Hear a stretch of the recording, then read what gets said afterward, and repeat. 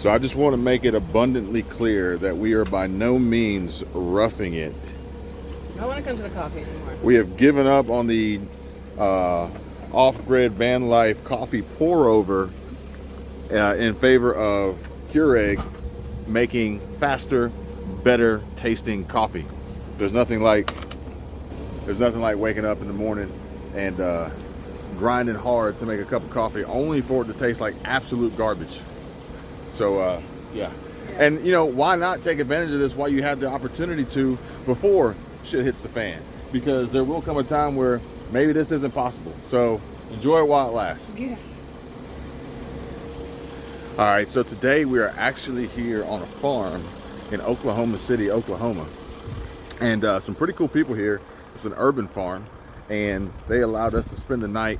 It's another harvest host that we're taking advantage of on our trip. And they have, I don't know if you guys can see it, they got a field here. It's like 14 acres. They had a donkey over there. They got a few more. They got some chickens, and they grow vegetables here. And they're part of a CSA. It's Community Solutions. I'll have to put the link in the description for the type of farm that they're a part of. But it's a pretty cool little setup they got going on here that gets the community involved with what these farmers produce here on their property here. And we got our little chair set up back there. That's where we were sitting out this morning, drinking our coffee, getting our day started, and you know, getting ready to hit the road. We got to keep moving, but also reviewing some comments and replying. Thank you guys so much for watching the videos, liking the videos, subscribing to the channel, sharing. I really do appreciate it. I noticed that there's some channels, and I hope I don't mess up any of these names or leave anybody out. It's not intentional, but Marfugel, I believe, Marfugel TV. Heard that there was a video or a live stream the other day with Alaska Prepper, and the reason why I'm saying this is because some of the comments saying, "Hey, I'm here because of Marfugel and Alaska Prepper, new subscriber." So thank you guys. I really appreciate it. I didn't see the video. I hope it was a good video, but I would assume if the people showed up and they subscribed because of it, it probably was. So again, I appreciate that, and I'm going to check you guys out real soon. And I think I had another one that said Patrick Humphrey sent them over. So thanks, Patrick. Really do appreciate that. And also, Patrick, thanks for pointing out that your scenery was not green screen, because it looked so perfect and almost like picturesque. And it's like, man, that's a really nice background. But your last video, that was pretty cool that you pointed out that it wasn't green screen and you had the cows there in the background. That was pretty cool. Oh yeah, happy birthday, by the way. And congrats on the sub count. Way to go. Keep up the good work. And you know, some people are out there. I know people are trying to take these videos and the advice that it's being shared and the experiences and use it to their benefit and you know, support their families and prepare as best as they can. And you know, we're learning a lot here recently on our travels and visiting farms and talking to farmers. And Patrick Humphrey mentioned this before about, you know, get some chickens. And I think that's a great idea. I really do. And the chickens, they're producing these eggs, and you have the ability to, you know, you have a sustainable food source, so to speak. And, you know, it's a great way to start, you know, producing your own food, or having the ability to produce your own food, and you can build on it and grow from there. Somebody commented this morning that they had some chickens and some ducks, and I think a hen, and they had like the keyword had, and then they lost one or a few through, and we've heard this also from the farmers that we're talking to. This property here, they said that some of their livestock was getting attacked or just lost altogether because of coyotes, bobcats, and hawks. Which, being here, like, I don't know if you guys can hear it, but I think it might be Interstate 40. I'm not 100% sure, but you can hear the interstate, not far from the interstate. Meanwhile, there's a threat here on this farm from bobcats, which I did not expect that in Oklahoma City, like, because we're pretty close to the city, which is kind of strange, kind of odd. But if you are looking to go that route, before you do, you know, make preparations, be prepared for protecting your animals and, you know, anything and everything that you're going to try to grow. Even here, they mentioned that, you know, again, close to the city, that deer is a problem for some of the fruits and vegetables that they grow here. So you got to take precautions and make sure you're doing the right thing to protect what you're trying to grow and the food you're trying to make, and you know, protect your prep basically. So just a little heads up. I'm not an expert. I'm not a farmer. I'm not, according to some, I'm not a prepper, because my videos don't show my prep. My videos don't show me prepping all the time. And to be honest with you, my videos show, I don't know, 5, 10, maybe 20 minutes of a segment of my day. So I guess if you're going to use that to gauge my preparedness, go for it. I guess I don't know. I don't even know how that helps you become more prepared, by gauging how prepared I am. I'm not really sure how that works. And at the end of the day, I'm just sharing information and news and different ideas, and helping, I think, trying to connect the community, because you know, in the comments section, not only the comment section, so like in the comment section, we're getting a lot of engagement and people sharing information amongst the comments. Like this is a collective forum in a community, and our family working together to spread, hopefully, helpful information for everyone to take advantage of, not just me. You know, I'm not all of it. I just make videos, and fortunately you guys are allowing me to make these videos and get seen and get shared to help more people. In addition to the emails, you know, similar to Southern Prepper One and his boots on the ground feedback that he receives. You know, you guys, thank you guys so much, but you guys are the ones that help make this possible by sharing this information. I can only bring so much. I can only research so much. I can only share a lot of the things that I've seen and I'm seeing, and you guys are an extension. You all are an extension of that, and by bringing it together, we're going to help so many more people be prepared than ever before, especially those who want to get better prepared. Those who don't, you know, it's clear that they don't, and that negativity is going to get weeded out and filtered out, if not by me, by the YouTube algorithm, because YouTube is making some serious changes that I'm going to share with you guys in another video. YouTube's making some serious changes that are going to affect a lot of channels and a lot of comments in the future. But, you know, basically, you know, they're going to get weeded out as well when shit hits the fan. If they're not ready, you know, all the negativity, we ain't gonna have time for that. So but thank you guys for sending the emails. I really do appreciate it. And I don't have it pulled up in front of me, but I appreciate the offer and the invite to stop by and stay on our travels, and in the breakfast offer, fresh farm breakfast. I really appreciate that. Thank you so much. I don't know when we'll be back in Georgia. For whoever offered that, you sent me an email for it. Thank you. I don't know when we'll be back to Georgia, but I can guarantee you, don't threaten me with a good time, okay? So, you know, you had me at, you know, a nice place to stay, but you offer free breakfast, free fresh farm cooked breakfast. Don't think I won't take you up on that one. So I appreciate that. But we're actually out here, and we're continuing on, and we're just learning a lot.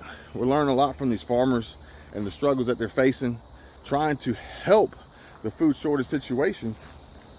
And you know, somebody actually said to me this morning that food shortages don't exist, and they never will. And the problem that we're going to have, and we're going to see here soon, is that the food just doesn't make it to the shelves. Now, we've all heard stories and speculations of food being pulled from shelves from certain stores, and you know, depending on what neighborhood you live in, you know, that may have a factor as far as, you know, demographics, income, home values, different things like that. You got to understand, like, there's a lot going on, and a lot of people, a lot of moving parts and different agendas here at play. And you know, if you're not included in it, you could be all I can say is just get prepared as best you can for anything and everything. And that includes the possibility of there not being food shortages. But you got to understand what a food shortage could mean. A food shortage could mean that, and this is the farm behind me. They're building a greenhouse right here. I don't know if you guys can see that. They're building a greenhouse here. And they're actually going to, they have a greenhouse already erected here that they're still working on. But they're trying to also, they have 3 spots here, maybe 4 for Harvest Host. So it's pretty cool that they actually open this up and allow people to stay here. And this is, to be a host for Harvest Host, it's free. Like, they don't make any money. All they really do is offer a safe, comfortable place to stay for a night, and they offer access to what they grow locally here on these farms, as like a residual thank you, so to speak. You just you support them, make donations, buy some of their harvest or different things like that. They're actually cooking us up some cinnamon rolls that they make fresh here on the farm. So really excited to get those. They should be ready soon.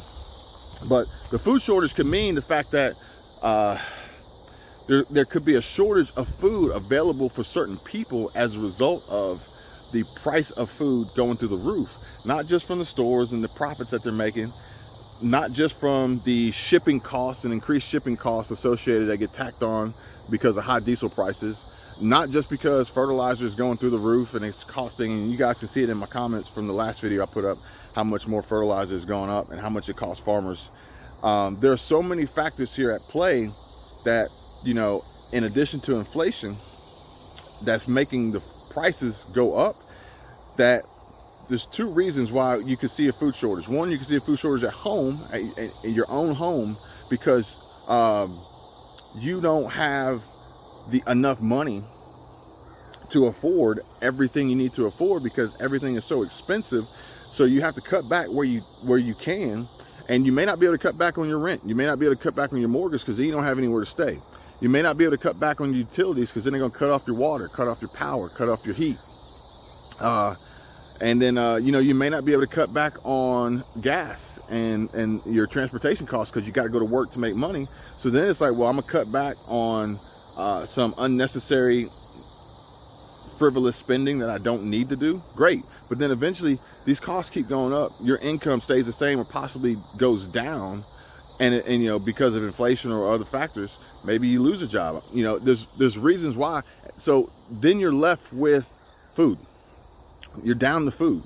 I'll eat less. I'll buy less. That can create a food shortage in your home. Okay. And then the second one is the food shortage can exist in a store, because depending on where you live, where you shop, and no one's really immune from this. Most stores operate on credit. Okay. So most stores operate on credit, typically a line of credit. And basically this is an extension from the bank that gives them the access to funds to run their business. The line of credit, usually will have a prime rate plus 0.5%, something like that. So you got to realize, as the Fed, Jerome Powell, continuously increases rates, the cost to borrow money on this line of credit goes up because it's the prime plus whatever they put on top of it. But some of these stores may have limited lines of credit being exhausted by excess supply and excess shipments showing up, that have been sitting in ports, sitting on ships, sitting in shipping containers for months, now showing up, and they can't turn them around. They can't turn them back. They got to take them. And now they have, that eats away at their credit. And the foods that they buy, that eats away at their credit.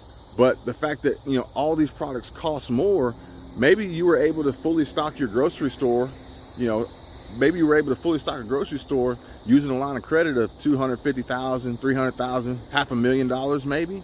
But now for the same money, you can only stock half your store because everything's gone up. Everything costs more. Your credit limit didn't increase. The amount of interest you're paying has increased, making it harder for you to make these payments. And a lot of your credit's getting eaten up by some of this non-essential nonsense that's just now showing up that you ordered a year ago that you can't get rid of, basically you're just trying to dump it on a fire sale just to produce some cash flow to get back into a position to be able to buy the foods that you need, thus creating a food shortage scenario where the shelves look empty and it appears as though there's no food. This is before we even get to the point of which that we see actual food shortages as a result of farmers and lost harvests, reduced crop yields, natural disasters, drought, extreme heat, killing cattle in Kansas. 10,000 cattle die over extreme heat. There's avian bird flu. There's so many things out there that's going on that could eventually lead to food shortages. However you want to look at it, however you want to describe it, however you want to explain it, if there's not as much as there used to be, there's a shortage. Whether there's not enough because you can't buy it, there's not enough because you can't afford it, there's not enough because it doesn't exist, it's a shortage. At the end of the day, it's a shortage. And a lot of the content that is out there and that I'm trying to bring to you guys is to prepare you from all fronts, all angles. You don't want to be completely stockpiled on food and this, that, and the other, and you're all prepped up, you think, only to find out, I didn't prepare for medical emergencies. Okay, so then you're not prepared. You're not prepared. Prepared is not just one single act. It's not one single stockpile. Okay, and somebody actually asked me, Kevin, are you prepared? Are you prepared? And I was like, you know what? No, I'm not. I'm not prepared. I ain't gonna lie to you. There's no way I'm prepared. But what I am is I'm preparing. Okay, it's a never-ending battle. It doesn't stop. It continues on multiple different ways. Okay, and if you think that you are prepared, then more power to you. I'm glad that you feel that way, because I'm sure that there's like a stress off of your shoulders, a weight off your back, that you feel as though you're prepared. Great. But at the end of the day, you got to realize that this is never going to end. It's never going to stop. You have to continuously prepare. You have to continuously educate yourself and increase your knowledge on what's going on. Be aware of what's going on around you in the news, good, bad, or indifferent, and make your own assumptions and assessments to what you hear. Remember, believe half of what you see and none of what you hear, because just because President Biden says this, or Jerome Powell says that, or Fox News says this, or CNN says that, or whatever, you got to take that with a grain of salt. And then you got to take that based on what you know, based on what you feel in your gut, and then use that information to make your best adjustments and assessments on how you want to proceed moving forward from there. If we hear tomorrow, everything's fine and good, stock market's back up, and invest, go, buy stocks, buy crypto, buy real estate, buy all you can. Just because that news is presented, whether it be on the news channels, whether it be on YouTube, whether it be on like big channels like Meet Kevin or Adam Snyder, or some of these other big channels out there. It's Jimmy. I think he does some financial updates too. Richard Fain, he does a lot of financial videos. And so just because they say it, you still have to take this information and digest it and make your own moves and make your own. You can't just take what they bring you as face value and just run with it, okay? Because it isn't always accurate. It isn't always true. It isn't always false, but it isn't always exactly what you need to do in your particular situation, depending on what your current situation is, what your future goals are, et cetera, past experiences.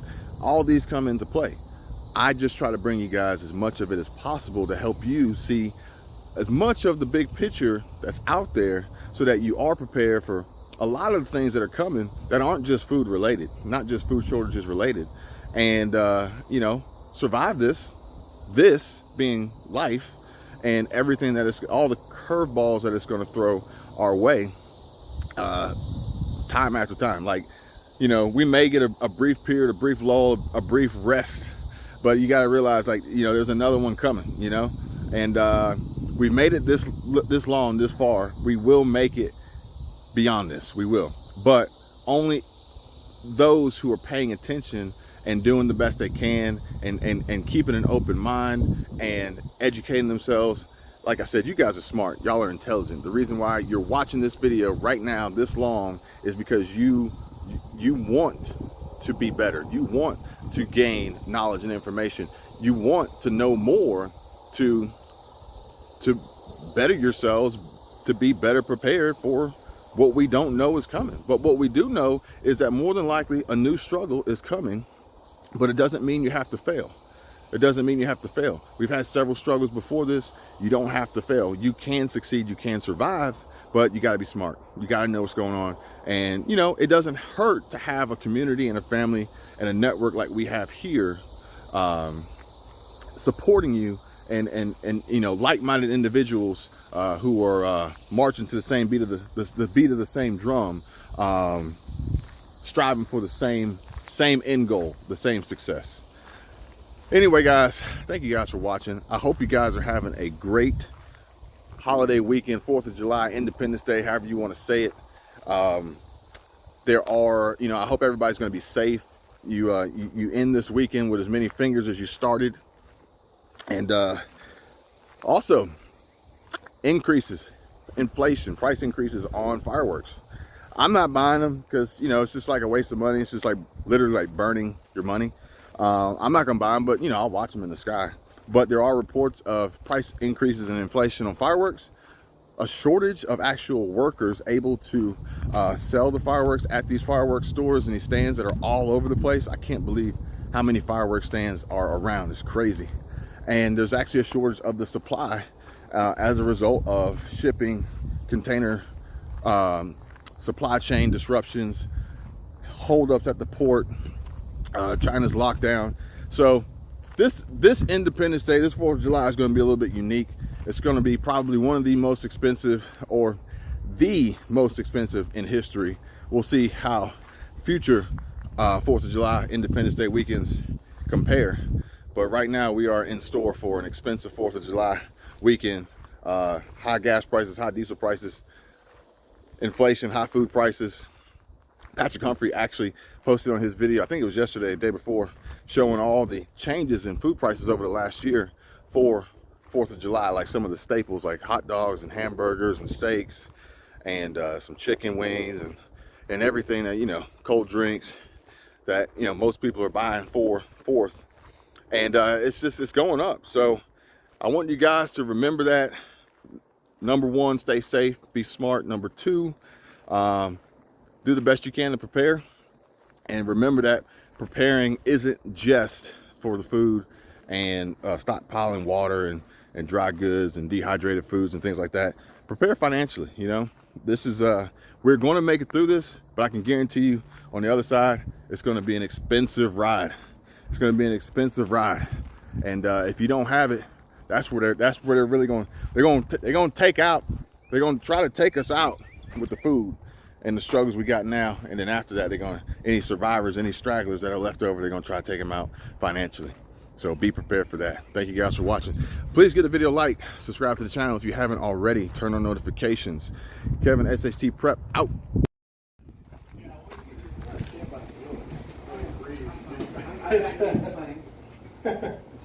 Yes, thank you so much. Yeah, and I left it cracked. Something, yeah, just, so what did you get? I got fresh eggs that still have feathers on them.